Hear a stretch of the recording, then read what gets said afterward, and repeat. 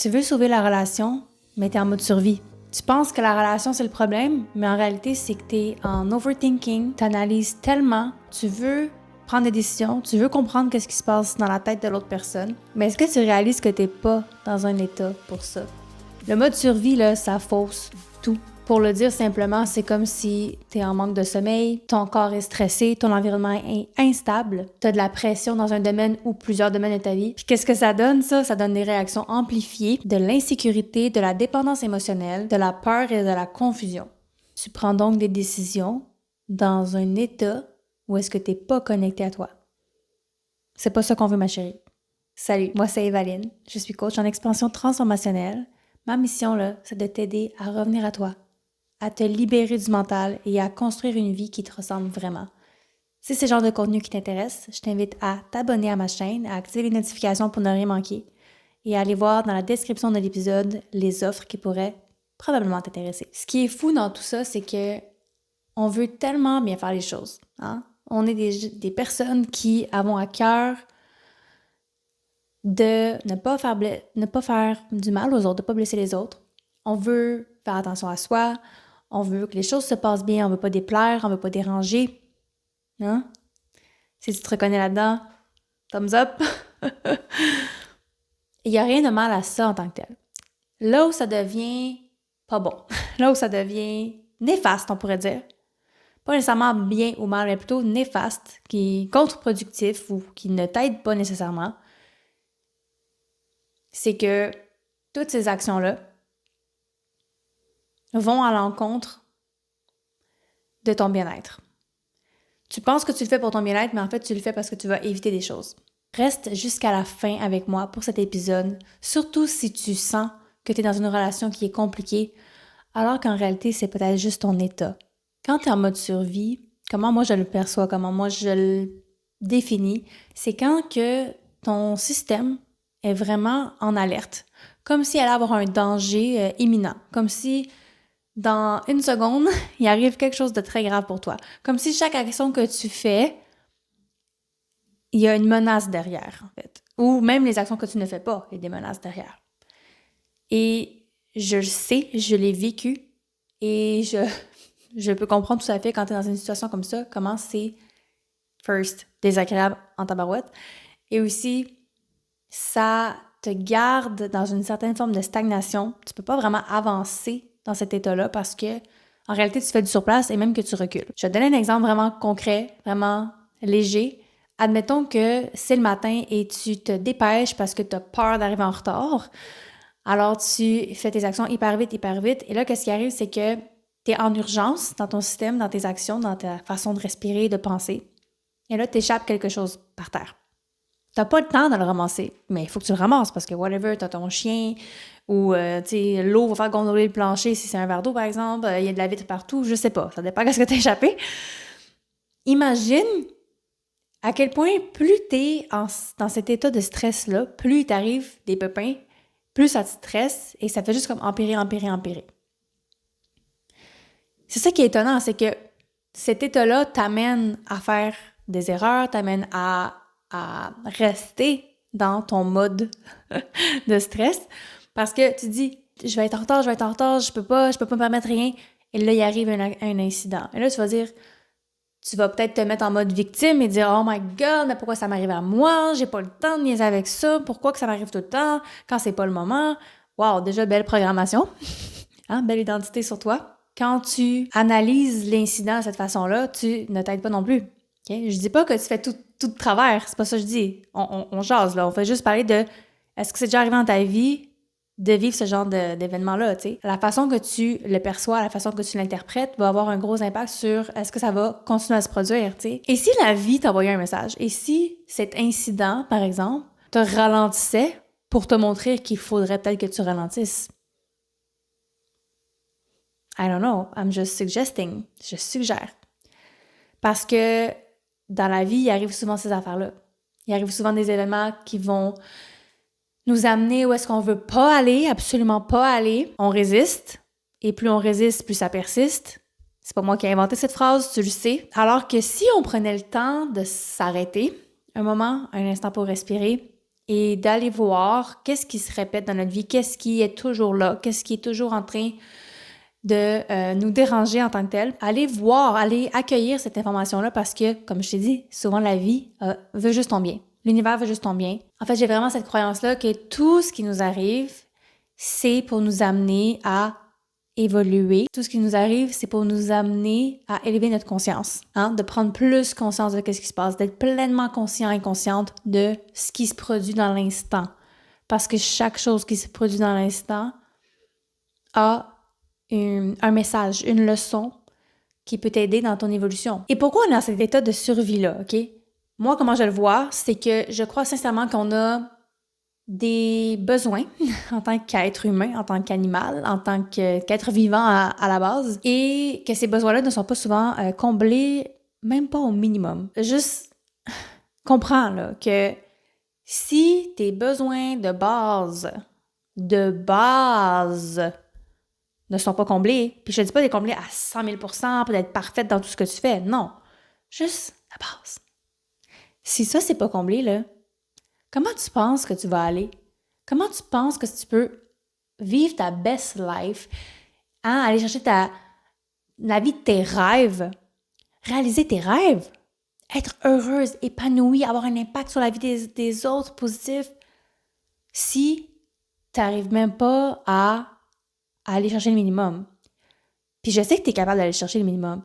Je sais que tu es capable d'atteindre les étoiles. Mais why are you not doing it? Pourquoi tu le fais pas? Parlons de ces bases-là. À un certain moment, j'aimerais qu'on en parle parce que je trouve ça... Je me trouve quasiment fatigante d'en parler encore aujourd'hui. Même après avoir quitté le domaine de la nutrition, j'en parle encore parce que les gens... C'est pas parce que tu le sais que tu le fais, hein? Comme mon mentor Brendon Burchard disait, « Common sense is not always common practice. » Faut que tu te responsabilises pour ton propre bonheur, pour ta santé, pour ton bien-être.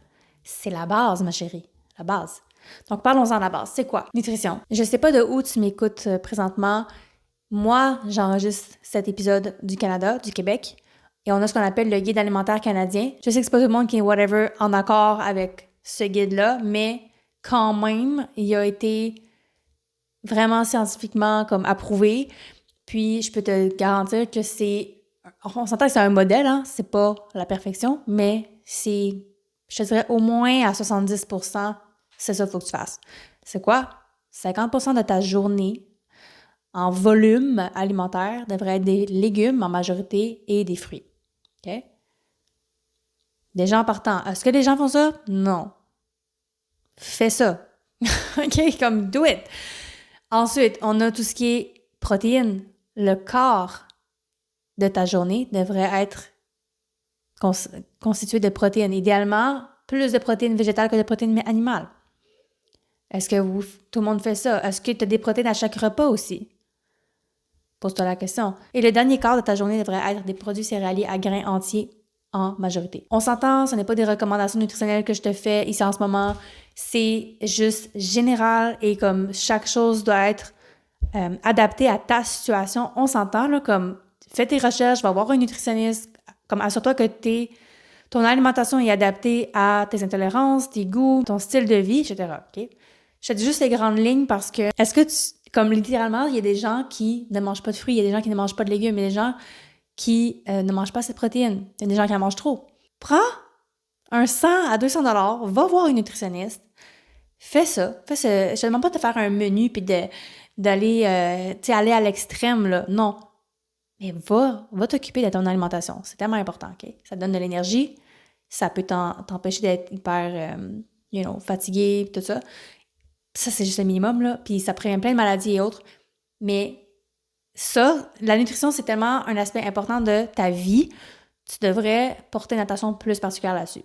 Puis ça, c'est sans parler de diminuer tout ce qui est aliments transformés. Tu peux aller voir dans mes archives sur YouTube. J'ai encore quelques vidéos sur la nutrition, l'alimentation, si tu veux en savoir plus. C'est peut-être pas nécessairement à jour, mais ça peut toujours donner une bonne base pour commencer. Parlons maintenant du sommeil. Est-ce que tu as déjà remarqué à quel point que quand tu dors pas, t'es vraiment désagréable? Ou l'inverse, quand tu vois des gens là, qui n'ont pas dormi, là, comment ils peuvent être désagréables, puis en tout cas moi je l'observe vraiment sur moi, dès que j'ai vraiment une bonne nuit de sommeil, je deviens joueuse, ricaneuse, j'ai fait des blagues, j'ai du plaisir, tu sais, je deviens vraiment plus légère avec la vie.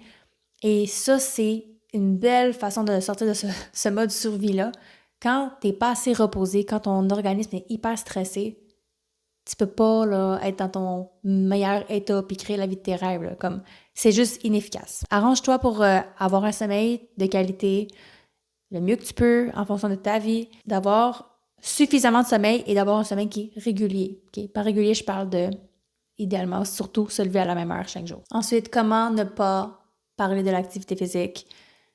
Et là, je vous entends encore me dire « Ah, mais j'aime pas ça le gym. Ah, mais j'aime pas ceci. » OK, t'aimes pas ça, mais est-ce que t'aimes ça aussi, tout ce qui s'en vient dans ta vie, genre si tu ne bouges jamais? Comme il y a plein de problèmes, là. Puis je te dis pas, parce qu'on veut pas non plus rester dans l'énergie de « Je fais les choses pour éviter quelque chose. » Non, mais il faut quand même en avoir conscience. Tu sais, il faut pas faire l'autruche. C'est important de trouver ce que toi t'aimes. On est fait pour bouger, OK? Je suis tannée d'entendre vos excuses de comme « Ouais, mais j'aime pas ça. Ouais, mais j'ai mal. » Comme, va voir un physio, fais une activité que t'aimes. Si tu sais pas qu'est-ce que t'aimes, expérimente. Comme, arrête d'avoir des excuses. Si tu veux aller mieux dans ton corps, dans ta vie, dans ton couple, you have to move. Faut que tu bouges. Faut que tu prennes soin de ton corps physique, de ton enveloppe, OK? La base de ce que tu as besoin dans la vie, c'est ce qu'on a parlé. Nutrition, saine, pas parfaite, mais on fait des efforts. Le sommeil, on veut du repos, on veut calmer le système, le régénérer. On veut bouger, on veut se mettre en mouvement, énergiser son corps. Je suis certaine que j'ai oublié quelque chose, mais ça, vraiment, dans ma tête à moi, c'est le gros minimum, là. Mis à part, là, nutrition, sommeil, puis activité physique, qu'est-ce qui me vient en tête aussi, c'est les finances. Si tes finances sont hors de contrôle, si tu dépenses plus que ce que tu fais, si t'aimes pas ce que tu fais, tous ces éléments-là vont vraiment pas t'aider à te sentir bien, vont vraiment pas t'aider à générer un calme intérieur, une paix, hein, le sentiment que les choses se placent pour toi.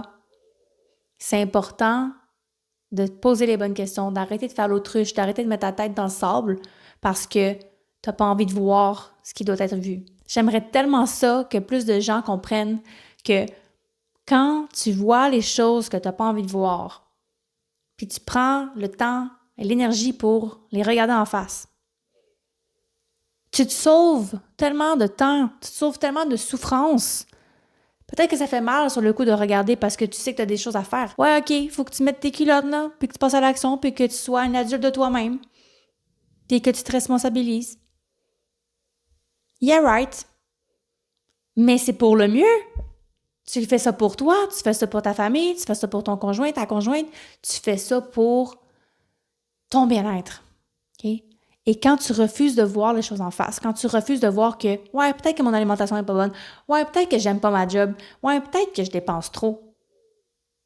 Quand tu refuses de voir ça, puis j'aimerais tellement que tu comprennes aussi que c'est pas un défaut, comme c'est pas mal qu'est-ce que tu fais, c'est juste que, puis encore là, le but c'est pas d'optimiser tout parce que on a dit, on veut cesser de toujours optimiser les choses, on veut essayer d'être plus dans l'amour de soi et l'acceptation de soi. Oui, d'accord, mais tu sais, il y a toujours des nuances. Puis si volontairement des choses que tu fais, même si c'est inconscient, essaie de les rendre conscientes en observant les patterns, en observant les émotions. C'est une des meilleures façons de voir qu'est-ce qui doit être amélioré, c'est quand tu as des émotions désagréables qui te viennent, qui te montent. C'est là que tu dois porter attention. Ça peut aussi être dans les émotions qui te font du bien. Tu observes qu'est-ce que tu dois conserver, tu observes qu'est-ce que tu dois modifier et tu passes à l'action. Do it for you, do it for your family. Okay? On voit les choses telles qu'elles sont et on se tape pas sur la tête, on fait « OK, ouais, peut-être que j'ai trop dépensé la dernière fois, peut-être que je pourrais faire mieux la prochaine fois. » J'ai appris de mon expérience. C'est pas une erreur, c'est pas un échec, c'est un apprentissage, c'est une expérience de vie. Est-ce que j'ai envie de la répéter? Oui? Vas-y. Vas-y. Go have fun. Est-ce que je veux la répéter? Ouais, non, je pense que non. Parfait. C'est quoi qui s'offre à moi maintenant comme choix? Est-ce que c'est mieux aligné? Est-ce que ça me donne un sentiment que je prends soin de moi et des autres? Oui? Vas-y. Là, on parlait de l'argent, du travail, ces choses-là, mais il y a aussi tout ce qui est environnement. Si ton environnement est pas sécuritaire, si ton environnement te déplaît, te draine, tu sais, quand c'est le bordel tout le temps chez toi, par exemple, ou quand que tu vis dans un environnement où est-ce que c'est gris, ou plein de bruit, ou entouré de gens qui t'inspirent pas, comme, je sais que ça vient avec son lot de choix assez important, mais il y a des choses que tu peux faire pour commencer. Un exemple, j'ai tout redécoré mon bureau. J'ai une belle petite bibliothèque, là. Avant, c'était pas comme ça. On va voir mes anciens vidéos. C'était pas comme ça. Oui, OK, il y a un investissement en termes d'argent, en termes de temps et en termes de choix et tout. Puis j'aimais vraiment mon bureau avant. C'est vraiment niaiseux comme exemple que je te donne, là, mais j'aimais vraiment mon bureau avant, là. Puis je valorisais tellement le fait que je l'avais acheté 15 là, sur Kijiji. OK, sur un site de petite annonce, là. Puis maudit que je valorisais ça, là, tu sais. Mais à un moment donné, qu'est-ce que tu veux? Tu veux valoriser ça ou tu veux avoir un environnement inspirant qui t'aide à travailler, qui t'aide à être créative, qui te nourrit, qui t'élève?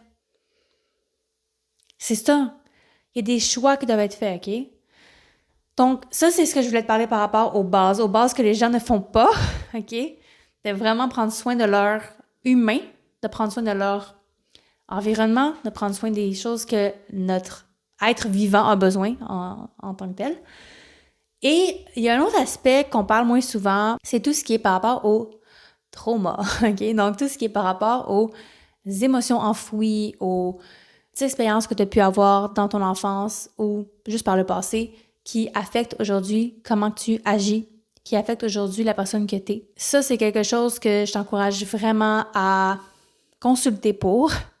Au minimum, t'informer, tu sais, lire des livres, écouter des podcasts, tu sais, vraiment comme d'en apprendre plus sur ce qui se passe à l'intérieur de toi, dans ton cerveau, dans ton être. Pas seulement d'en apprendre plus généralement, mais aussi comme de faire des expériences, si idéalement accompagné par des gens compétents et formés. Mais aussi, je suis aussi très pour l'auto-gestion de ça parce que, à un moment donné, comme j'ai dit, il faut se responsabiliser. Ça veut pas dire qu'on peut pas bénéficier de l'aide de quelqu'un d'autre, mais attends pas de trouver quelqu'un nécessairement pour faire un travail sur toi puis commencer. Ça, je trouve ça vraiment important parce que même si tu manges bien, même si tu dors assez, même si tu bouges, même si tu médites, même si t'habites dans un environnement qui te fait du bien, même si tes finances sont mettons, A1, ça veut pas dire que t'es pas en mode survie. Tu peux être en mode survie quand même, OK? Parce que ton mode survie vient du fait que tu compenses avec une stratégie d'adaptation. T'es en adaptation parce que dans le passé, exemple, t'aurais vécu quelque chose qui fait en sorte que depuis ce temps-là, ton petit toi, OK, quand t'étais petit, petite, ta version enfant de toi a vécu une émotion trop grande pour être gérée à cet âge-là et a dû prendre des décisions, conscientes ou inconscientes, pour passer à travers. Malheureusement, aujourd'hui, 30 ans plus tard, 40 ans plus tard, 50 ans plus tard, peu importe, tu as encore cette stratégie d'adaptation-là alors que tu n'en as plus besoin. Tu n'en as plus besoin. Il faut que tu fasses ta mise à jour. OK? Il faut que tu fasses ta mise à jour. Il faut qu'on fasse le ménage dans tout ça. Mais je suis consciente que c'est pas évident. Je suis consciente que, ben beau de dire, faire la mise à jour, comment je fais ça? J'ai pas de solution parfaite pour toi, OK? En ce moment, j'ai pas de marche à suivre spécifique pour ça. OK? C'est pas moi qui fais ça. Il y a des gens qui ont cette formation-là, il y a des gens qui peuvent t'aider. Moi, personnellement, j'ai une méditation pour entrer en contact avec l'enfant intérieur. Tu peux la télécharger dans la description de l'épisode. Donc ça peut aider. Au moins faire un premier pas, tu sais. Mais je pense que tu comprends le point. C'est juste, tu sais, probablement que tu sais déjà de quoi je parle quand je te dis ça, que il y a des patterns là, que tu fais, puis tu dis, mais voyons, pourquoi je fais ça? Pourquoi j'agis comme ça? C'est pas ça que je veux.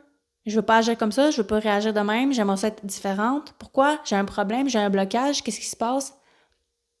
Écoute, appelle ça comme tu veux. Moi, j'aime mieux appeler ça un boulet. Appeler ça comme quelque chose qui te freine, quelque chose qui te limite à avancer. Mais tu peux l'enlever, ce boulet-là. Okay? T'es pas foutu, t'es pas anormal, t'es un être humain qui a vécu des choses, qui a eu des des stratégies d'adaptation, des compensations, des mécanismes de survie. Parce que c'est ça que c'est. C'est un mécanisme de survie. Puis là, je me dis, ben Valine, moi, j'ai pas vécu de trauma, là, j'ai pas vraiment eu de problème. Non.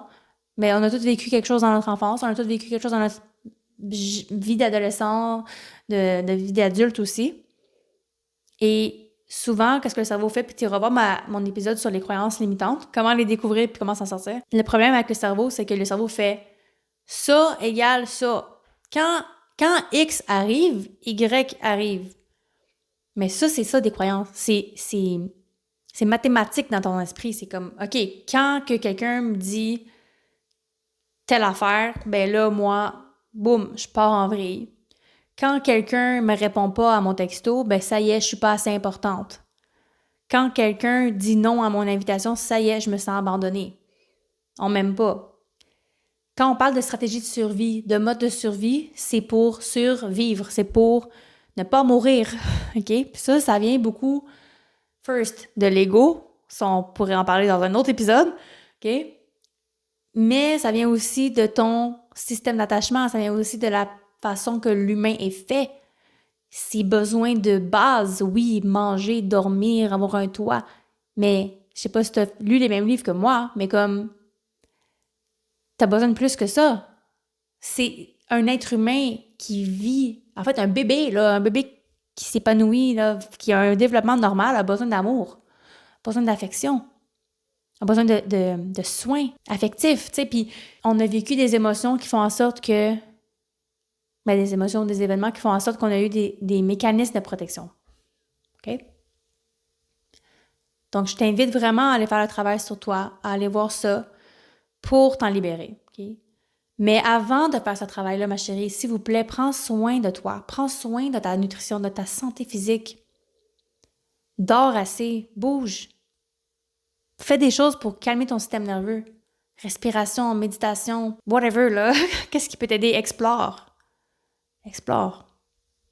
Parce que une fois que ton humain, comme j'aime le dire, ou comme ton corps, quand tu prends soin de ton enveloppe physique, là, elle peut te soutenir pour la suite. Oui, ça va dans les deux sens. T'sais, c'est sûr que si tu prends soin de ton mental, ton corps va aller mieux. Of course. Mais les études ont démontré que de plus en plus que c'est l'approche bottom-up. Donc, c'est de prendre soin de tout ce qui est le corps. Et ça va aider beaucoup la tête. Un exemple typique, les gens qui ont des dépressions, ou en tout cas, qui ont la dépression, quand ils font de l'activité physique, ça les aide énormément. OK? Alors, explore ça, ma chérie. Comment finir cet épisode?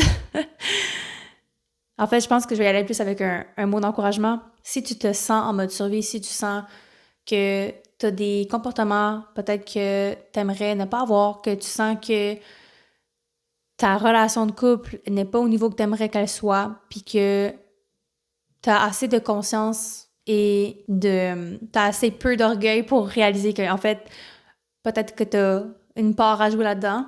Hein? Peut-être que c'est pas la personne le problème. Peut-être que. Puis pas nécessairement que c'est toi le problème, mais peut-être que toi, tu as réalisé que, ouais, je pourrais améliorer ça. Je sais pas comment. Puis t'as pas besoin de savoir le comment, OK?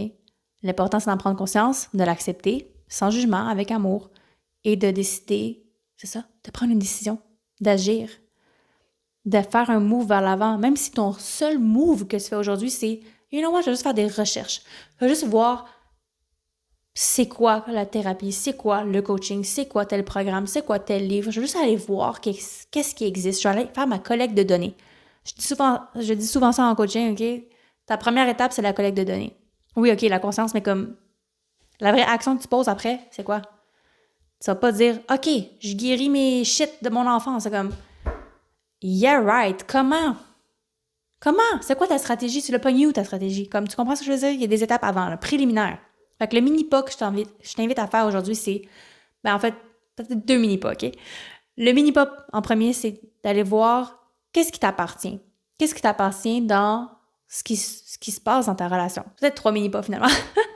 Le deuxième, ce serait d'aller voir au niveau de tes bases, est-ce qu'il y en a une qui est peut-être un peu moins solide? Puis félicite-toi aussi pour celles qui sont déjà solides, mais vraiment, va voir où est-ce que tu peux faire un move pour t'améliorer, OK? Et le troisième mini-pas, c'est d'aller faire une collecte de données. On parle pas de 4 heures de recherche, là. 15-20 minutes. 15 minutes, va voir sur Internet, va voir qu'est-ce que tu peux aller chercher comme aide. Et s'il te plaît, passe à l'action. Dans le sens que si tu vois un livre, vas-y, va le louer à la bibliothèque, va l'acheter, va l'emprunter. Fais quelque chose. C'est comme un pas à la fois, mais fais-le. Lis une page, lis un chapitre. Parle-en autour de toi. Commence à embarquer dans une action qui va t'aider à sortir du mode survie. Mais le mode survie, tu peux pas changer ta vie de A à Z juste direct comme ça, OK? Vraiment, oublie pas que pour sortir du mode survie, comment dire, moi je vois ça comme un cercle. Okay. Un cercle, et donc, il n'y a pas une porte d'entrée and that's it, puis il y a un chemin comme linéaire pour s'en sortir. Non. Il y a plein de portes autour du cercle. OK? Puis c'est non linéaire. Donc, tu vas lire quelque chose ici, tu vas écouter un podcast là-bas, tu vas écouter ma vidéo ici, tu vas aller parler à quelqu'un de ci, de ça, tu vas t'observer, tu vas aller faire un yoga, toutes les réponses vont commencer à faire du sens, mais il faut que tu fasses un move. Tu peux pas juste rester là puis faire l'autruche. Ça donnera pas grand-chose. Okay? Donc, je te laisse là-dessus. J'espère que ça t'aura aidé, que ça t'aura... Je sens dans mon ton de voix que j'ai été plus coach qui rentre dedans aujourd'hui. C'est correct. Même si c'est un sujet délicat, je crois que des fois, il faut se faire rentrer dedans comme ça. Puis, ça m'a fait plaisir. Si t'as aimé ça, si t'as aimé, ben laisse-moi un thumbs up à la vidéo, à l'épisode.